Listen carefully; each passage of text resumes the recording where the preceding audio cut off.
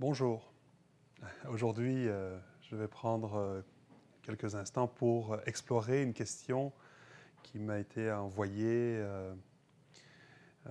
par une personne qui regarde nos capsules et qui récemment a lu quelques livres d'Eckhart Tolle. C'était son premier contact, je dirais, avec les enseignements d'Eckhart Tolle et du pouvoir du moment présent. Et elle m'écrit cette question. J'ai terminé mes lectures et je peux maintenant voir le dénominateur commun de tous ces livres, les erreurs de l'ego qui est illusion.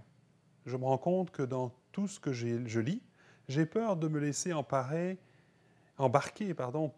dans une erreur car il y a une telle méfiance par rapport à l'intellect que je me demande comment savoir où est le vrai. C'est vrai que c'est la question qui vient souvent, même quand je partage, disons, mes ateliers. Les gens me posent souvent cette question, mais si le mental est un problème ou si le mental raconte des histoires, comment est-ce que je peux faire la distinction, dans le fond, dans mes pensées, entre les pensées que je choisis et les pensées qui sont des pensées automatiques, on va dire des réactions, tout simplement par rapport à mon conditionnement, à mon ego, mon corps de souffrance et tout ça. Pour commencer, avant d'aborder la question, je voudrais vous partager un poème que j'ai reçu ce matin. C'est drôle, je me préparais pour le sujet et je me demandais, mais comment introduire ce sujet des pensées conscientes ou inconscientes? Et je reçois, c'est une synchronicité, c'est un peu drôle, ce poème de Daniel Loignon de Terrebonne. Daniel a participé l'année dernière à quelques ateliers et il avait déjà écrit à l'époque de très beaux poèmes sur la présence.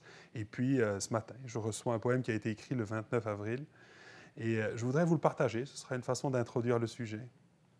Donc le titre, c'est Mon mental ment tellement. Souvent troublé, sans grand répit, par des pensées, des alibis, qui justifiaient mes gestes, mes peurs, et confortaient tristesse et pleurs. Égo, mental, qu'importe le nom, il peut faire mal, il a le don. Mon mental ment, me fait sentir incompétent et me fait fuir. Il peut détruire en un instant mon avenir et mon présent. Hier, aujourd'hui, encore demain, et pour la vie, toujours sans fin, mon mental ment. Il parle sans cesse, allègrement, me frappe, me blesse. Il interprète à sa façon mes faits et gestes, mes émotions. Il peut tromper ma vigilance. Je dois rester dans la fréquence de mon bonheur, ma vibration, ma vie, mon cœur, à l'unisson. Mon ego joue souvent des tours. Il tente le tout pour le toujours. Je sais qu'il tend à me faire croire jamais le temps d'être sans gloire. Il ne vise que la perfection pour que j'abdique, mais je dis non. Voir mon esprit alimenter une panoplie de vraies faussetés, ne plus y croire, c'est mon défi, c'est mon espoir d'une nouvelle vie. Il m'appartient de maîtriser mon propre destin et mes pensées. Je suis unique, un être divin, plus pacifique, souriant et fin. Voilà.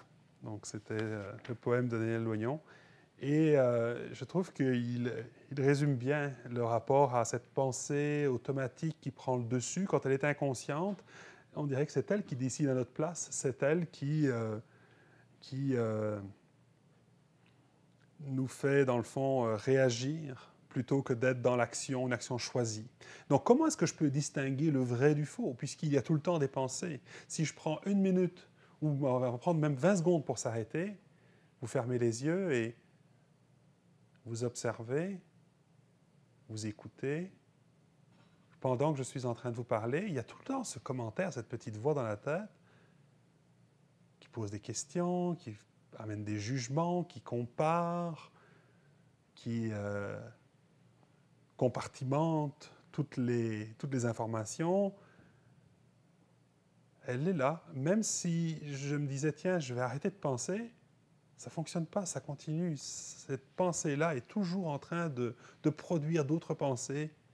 Comment est-ce que je peux faire la distinction dans ces pensées-là et qu'elles viennent de mon ego, de mes peurs, de mon corps de souffrance, et lesquelles sont vraies, c'est-à-dire vraiment en lien avec ce que je vis?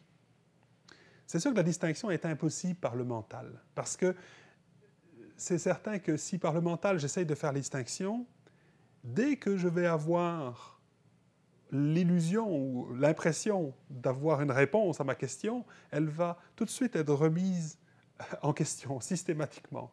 C'est le propre des pensées automatiques, c'est qu'elles ne sont pas basées sur la réalité, mais ce sont, on va dire, des hypothèses, des suppositions qui sont tout le temps remplacées par d'autres. Donc je me pose la question, est-ce que cette pensée vient de mon ego ou est-ce qu'elle vient de ma conscience? Et au niveau du mental, bien, ça va ressembler à, oui, il me semble que c'est ça, oui, il me semble que je le pense vraiment, mais non, dans le fond, c'est peut-être un automatisme, à moins que... Vous voyez, il y a toujours un doute. On n'est pas en lien avec l'évidence d'une réalité, mais tout simplement des suppositions. Donc, en fait, la distinction ne peut pas se faire par le mental, elle ne peut se faire que par l'expérience, par l'observation et la connaissance. Donc, quand je reste dans le silence et que j'observe ma pensée, je peux faire connaissance avec elle, je peux la reconnaître les automatismes, reconnaître les pensées récurrentes, les pensées automatiques. Et plus souvent je vais faire cet exercice de m'arrêter et d'écouter ma pensée, plus je vais pouvoir faire cette distinction, non pas donc par le jugement, mais par l'expérience et le ressenti. Les pensées automatiques, elles, me laissent toujours dans le doute. Il s'agit donc, comme je l'ai dit tout à l'heure, d'hypothèses, de suppositions, et en général, quand je suis dans ce genre de pensée et de contradiction intérieure, souvent, il vient avec ça une espèce de tension intérieure. Une tension, c'est-à-dire je ressens, j'ai le besoin d'avoir raison, d'avoir l'air juste,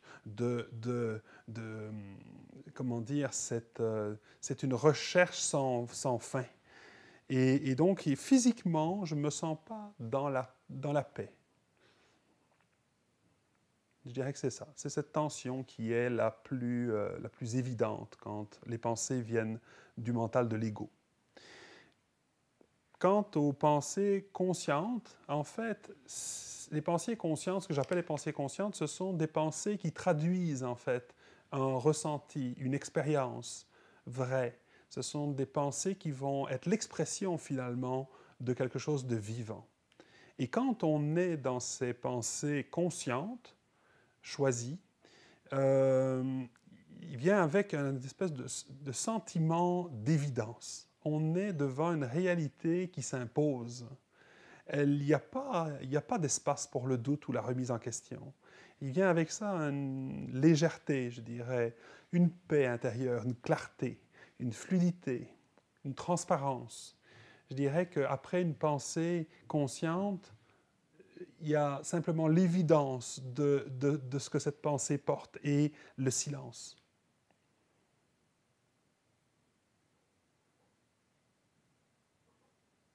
Il n'y a plus de place pour le flot continu et automatique des pensées. Donc tout ça, évidemment, ça peut être très théorique, donc je voudrais vous inviter à une petite pratique là, ensemble en même temps, où on va effectivement s'arrêter de penser à tout ça et observer. Arrêter de juger, simplement ressentir et observer les pensées qui passent dans notre tête. Donc, je vous invite à vous installer confortablement, à fermer les yeux et à observer les pensées qui arrivent automatiquement. Elles ont l'air d'arriver de nulle part et elles repartent vers nulle part. Un petit peu comme si vous pouviez observer des nuages dans le ciel. Les pensées viennent et elles s'en vont. Comment est-ce que je fais pour que mon attention ne soit pas emportée dans les pensées, que je reste ici bien présent à les observer? Eh bien, je peux enraciner ma présence dans ma respiration, ou dans le corps, dans le ressenti de mon corps. Et bien ancré dans mon corps, à ce moment-là, je vais pouvoir simplement observer, laisser passer ces pensées-là, les laisser,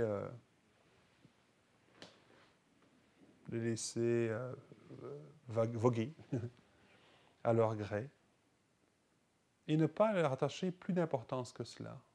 C'est sûr que mon ego lui pense que c'est très important. Si j'écoute pas mes pensées, si je ne les crois pas, je vais passer à côté de quelque chose. Mon ego a l'impression qu'il y a quelque chose d'important, de génial là-dedans. Et en fait, quand je prends le temps de les observer, ces pensées, de les laisser aller, je me rends compte, et quand je les observe, que en fait, elles sont souvent très répétitives. C'est même souvent la même pensée qui revient sans arrêt. Quand je la laisse aller, je me rends compte que ce n'est que donc répétition, ce n'est que du matériel connu. Il n'y a rien de nouveau dans tout ça. Quand j'accepte qu'il y a des pensées, qu'elles sont automatiques, qu'elles arrivent et qu'elles partent, qu'elles n'apportent rien de nouveau, sans les juger, je les accueille, je les laisse aller. Et là, je prends conscience de ce qui observe les pensées.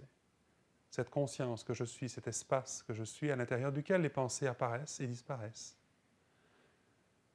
Et à partir de cet espace de conscience, de présence, de tranquillité, de paix, peut à ce moment-là jaillir quelque chose d'original, quelque chose de nouveau.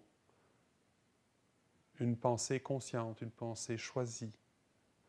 Donc, dans le fond, pour conclure, ce n'est que par l'expérience, par le ressenti, par l'observation et, je dirais, cette curiosité de reconnaître ce qui est là de toute façon, qu'on prend contact avec, dans le fond, ceux qui observent tout ça. Et ce qui est en fait qui je suis, ce témoin, cette existence, cette présence, cette conscience, on peut appeler ça par plein de noms différents, mais c'est cet espace, comme dit Eckhart Tolle, dans lequel les pensées apparaissent. Et à partir de cet espace que je dirais, je m'habitue à conscientiser, hein. Quand j'observe ce qui est, je reprends automatiquement conscience de ce qui observe. Et quand je suis dans cet espace, à ce moment-là, je ne suis plus, je dirais, à la merci, ou je ne suis plus dirigé par ces parties inconscientes de moi. J'élargis cette conscience. Et c'est dans la pratique, je dirais, quotidienne que je vais développer cette conscience de cet espace que je suis. Et alors, dans l'action, dans les conversations, dans les échanges quotidiens, je vais de plus en plus facilement repérer cette tendance qu'a mon ego à réagir, qu'ont mes pensées à juger, et encore une fois, sans ajouter de jugement à ça, simplement les reconnaître, et ça va me permettre de reprendre lien avec ce qui est vrai, simple, présent, en lien avec la réalité en face de moi, et au-delà, je dirais, du filtre de ces jugements-là. C'est en reconnaissant ce qui juge que je sors du jugement. C'est en reconnaissant ce qui résiste que je sors de la résistance.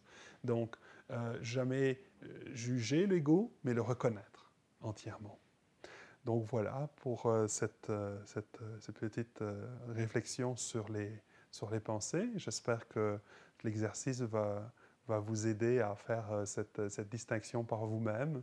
Et évidemment, elle n'est pas faite une fois pour toutes. C'est un exercice constant qu'on peut faire au quotidien pour élargir notre conscience de soi et du moi et de tous ces automatismes conditionnés par notre histoire.